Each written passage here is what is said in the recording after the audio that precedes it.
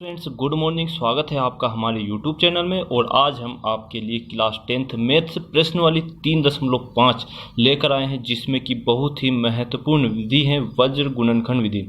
इससे पहले भी हमने विलोपन विधि, प्रतिस्थापन विधि तथा ग्राफी विधियों के द्वारा सवाल किए हैं, लेकिन प्रश्न वाली 3.5 से हम वज्र गुणनखंड विधि के सवाल करेंगे। लेकिन वज्र गुणनखंड विधि के सवाल स्टार्ट करने से पहले आपको ये समझना है कि वज्र गुणनखंड विधि कैसी है।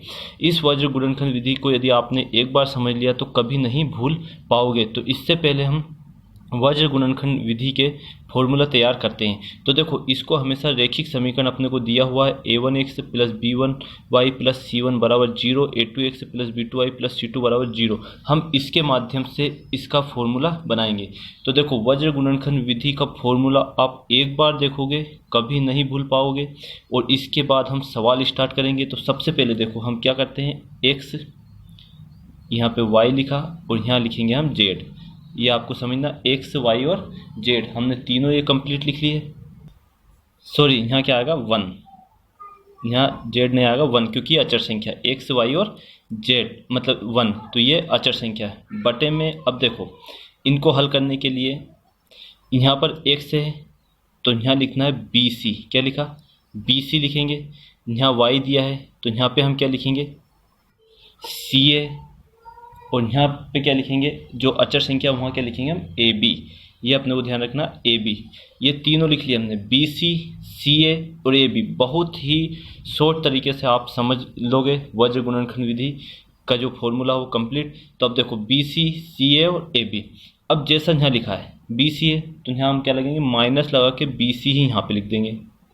ca है तो यहाँ भी हम क्या लिख देंगे, ca। जैसा जो आगे लिखा वही पीछे लिखेंगे, माइनस लगा के यहाँ भी क्या लिख देंगे, ab। ये इतना आपको समझ में आ गया। इसके बाद सिर्फ इसमें क्या करना है अपने को कि 12, 21 क्या लिखना है, 12, 21 मतलब 12, 21 कैसे, 1 2 2 1 1 2 2 1 1 2 2 1। तो b1 c2 b2 c1 c1 a2 c2 a1 a1 b2 और a2 b1। ये अपना कंप्लीट हो गया। मतलब ये ही वज्र गुणनखंड विधि है। अब इसके बीच में इक्वल टू बराबर लगाना हम भूल गए थे, तो अब बराबर लगाया अपन ने, इक्वल टू एक्स वाई। और ये एक जेड नहीं आएगा, वो गलती से लिखा गया था, 1 आएगा सिर्फ यहाँ पे क्योंकि अचर संख्या है, तो a1 b1। अब ये अपनी वज्र गुणनखंड विधि है। अब हम देखते हैं इसमें सवाल। तो जैसे 3.5 में अपने को सवाल दिया है। पहला सवाल प्रश्न नंबर फर्स्ट में जो दिया है उसके अंतर्गत अपने को 4 सवाल दिए हैं। और उसमें क्या लिखा है सवाल में कि निम्न रैखिक समीकरणों के युग्मों में से किसका एक आदित्य हल है, किसका कोई हल नहीं है, या किसके अपरिमित रूप से अनेक हल है। तो आदित्य हल की स्थिति में उसे वज्र गुणनखंड विधि से हल कीजिए। यदि ये कंडीशन है, यहाँ हम बता रहे हैं आपको, यदि a1 a2 बराबर नहीं है b1 b2, इस कंडीशन में यदि अपना सवाल का हल निकलता है तो उसे वज्र गुणनखंड विधि से हल करना है। और यदि कोई भी हल नहीं है या अनंत अनेक हल है तो उसे हल नहीं करना है। तो जैसे प्रश्न नंबर फर्स्ट का फर्स्ट सवाल हम लेके चलते हैं। तो फर्स्ट सवाल में अपने को समीकरण दिया हुआ x माइनस 3y माइनस 3 बराबर में 0, फर्स्ट समीकरण दिया है। 3x माइनस 9y माइनस 2 बराबर 0, ये समीकरण नंबर 2 अपने को दिया हुआ है। अब इसमें अपने को लिखना है, क्योंकि ये जब एग्जाम में आता है तो इसको पूरा हल करना पड़ता है अपने को। तो हम यहाँ लिखेंगे समीकरण 1 की तुलना, a1x b1y प्लस c1 बराबर 0 से, तथा समीकरण 2 की तुलना a2x plus b2y plus c2 बराबर 0 से करने पर। अब देखो, समीकरण 1 व 2 की तुलना करना है अपने को। तो समीकरण 1 की तुलना इससे, समीकरण 2 की तुलना 1 से। तो देखो, 1 से का गुणांक क्या है 1, तो a1 की जो वैल्यू आ जाएगी वो क्या आ जाएगी अपने पास, 1 आ जाएगी। और y b1 की वैल्यू क्या है, -3। और c1 की वैल्यू क्या अपने पास, -3। देखो यहाँ पे दिया अचर संख्या है ना, तो c1 a1 की वैल्यू 1, b1 की वैल्यू -3, c1 की वैल्यू -3। इसी प्रकार a2 की वैल्यू 3, ये सेकंड समीकरण की तुलना हम इससे कर रहे हैं। तो एक्स के सामने जैसे कि ये एक्स का गुणांक a2 है, यहाँ पे एक्स का गुणांक 3 है। a2 b2 की वैल्यू -9 और c2 की वैल्यू -2। तो ये अपने पास कंप्लीट हमने जब इसकी तुलना करी तो तुलना करने के बाद अपने पास ये सभी के मान आ गए a1 b1 और c1।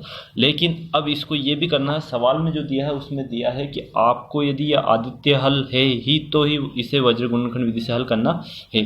तो हम डायरेक्ट लिख लेते हैं यहाँ पे कि a1 बटा a2 बराबर b1 बटा b2 बराबर c1 बटा c2।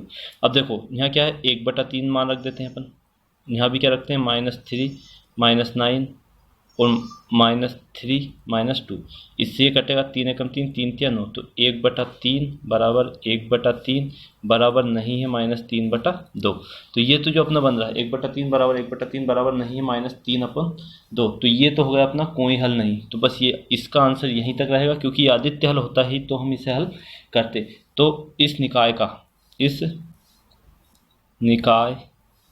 का कोई हल नहीं है, यही अपना रहेगा। अगर आदित्य हल होता तो इसे हल करते। अब इसी प्रकार हम दूसरा सवाल देख लेते हैं। का दूसरा सवाल हम देखते हैं, 2x + y बराबर 5, 3x + 2y बराबर 8। लेकिन ये जो अपने को सवाल दिया है, अब इसको अपने को समीकरण 1 और समीकरण 2 में बदलना है। तो इसके लिए हम क्या करेंगे, जो अचर संख्या बराबर के उधर है उसको हम इधर लेके आएंगे। तो देखो जब हम इसको इधर लेके आएंगे तो अपना जो समीकरण बनेगा वो बनेगा 2x + y बराबर 5 को इधर लेके आएंगे कायम हो जाएगा, सॉरी यहाँ क्या 5 को इधर लेके आएंगे तो कायम हो जाएगा माइनस में, और बराबर में क्या लिखेंगे 0। इसी प्रकार से 3x + 2y इसको इधर लेके आएंगे -8 बराबर में 0। देखो जो इसमें ये अपने को सवाल दिया हुआ, हम इसका इधर पक्ष इन करेंगे तो माइनस का हो जाएगा, ये भी किधर हो जाएगा इधर माइनस का, ये भी हो जाएगा। अब हम इसे हल करते हैं। तो ये अपना समीकरण है, तो यहाँ लिखना है कि समीकरण 1 की तुलना a1x b1y + c1 बराबर 0 तथा समीकरण 2 की तुलना a2x + b2y + c2 बराबर 0 से करने पर, देखो विलोपन विधि और प्रतिस्थापन विधि में बराबर के उधर ही संख्याएं रहती है, अचर संख्याएं, लेकिन वज्र गुणनखंड विधि में आपको इधर इसको हल करना है। तो अब हम इसको हल जब करेंगे तो a1 की वैल्यू अपने पास क्या है 2 है, b1 की वैल्यू 1 है, c1 की वैल्यू -5 है, a2 की वैल्यू 3 है, b2 की वैल्यू 2 है और c2 की वैल्यू -8 है। तो ये अपने पास सभी की वैल्यू है। अब जब सभी की अपने पास वैल्यू है, अब अपने को क्या करना है कि इसमें ये देखना है कि क्या ये आदित्य हल है, अनंत अनेक हल है या कोई हल नहीं है। तो a1 बटा a2 बराबर b1 बटा b2, यहीं से हम देख लेते हैं पहले दो अंकों को मिला के। तो देखो ये आ रहा 2/3 बराबर 1/2, तो ये आपस में बराबर नहीं है। तो यह निकाय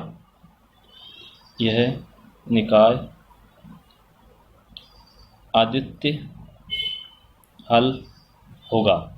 यह निकाय आदित्य हल, जब ये आदित्य हल है तो इसे वज्र गुणनखंड विधि से अपने को हल करना है। तो वज्र गुणनखंड विधि का हमने ऊपर इस करा है, तो आप उसमें देखिए तो x b1 c2 minus b2 c1 बराबर y लिखेंगे। इसमें क्या लिखते हैं हम c1 a2 minus c2 a1 बराबर अचर संख्या अपनी ये 1, यहाँ क्या लिखेंगे a1 b2 minus a2 b1।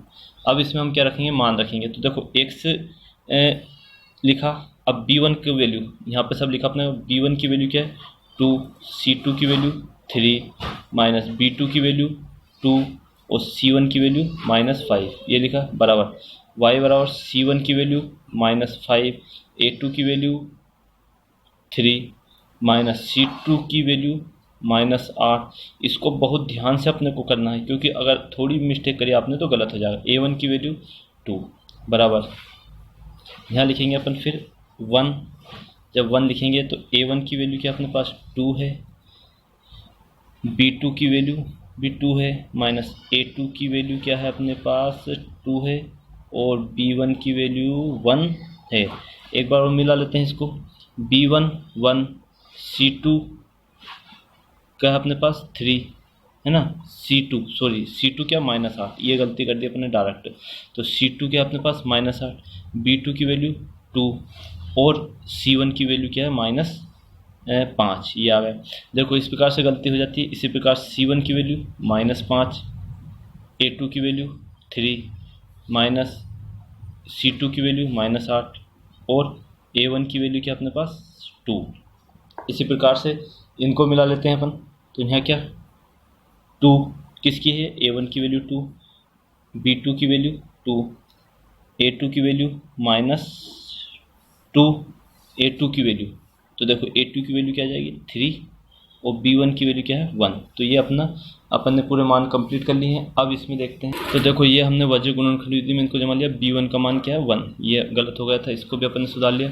अब इसे हल करेंगे तो 8 का 1 में करेंगे तो कितना हो जाएगा -8 माइनस माइनस प्लस 5 दूनी 10, ये हो जाएगा अपना। इसी प्रकार से बराबर y 5 तिया 15 माइनस का माइनस माइनस प्लस 8 दूनी 16 लिखा, बराबर यहाँ लिखेंगे 1 2 दूनी 4 माइनस का 3। ये अपना इतना कंप्लीट हो गया। इतना आपको समझ में आ गया होगा। अब x बटे 10 में से 8 जाएंगे तो 2 बचेंगे, वो भी प्लस के, बड़ी संख्या कहेंगे प्लस की। y बराबर 16 में से 15 गया तो 1 बचेगा और यहाँ 1 4 में से 3 गया तो 1। ये इतना आ गया। अब अपने को x की वैल्यू निकालना है और y की वैल्यू निकालना है। तो देखो x की वैल्यू x के साथ इसको लिखेंगे x बटा 2 बराबर 1 और y बटा 1 बराबर 1। तो x की वैल्यू तो अपने पास क्या आ जाएगी 2 आ जाएगी और y की वैल्यू क्या आ जाएगी 1। तो यही अपना आंसर था वज्र गुणनखंड विधि के द्वारा। यदि आपको वीडियो पसंद आया हो तो लाइक और कमेंट्स कर जरूर बताइए, अपने दोस्तों के साथ शेयर करें। जय हिंद जय भारत।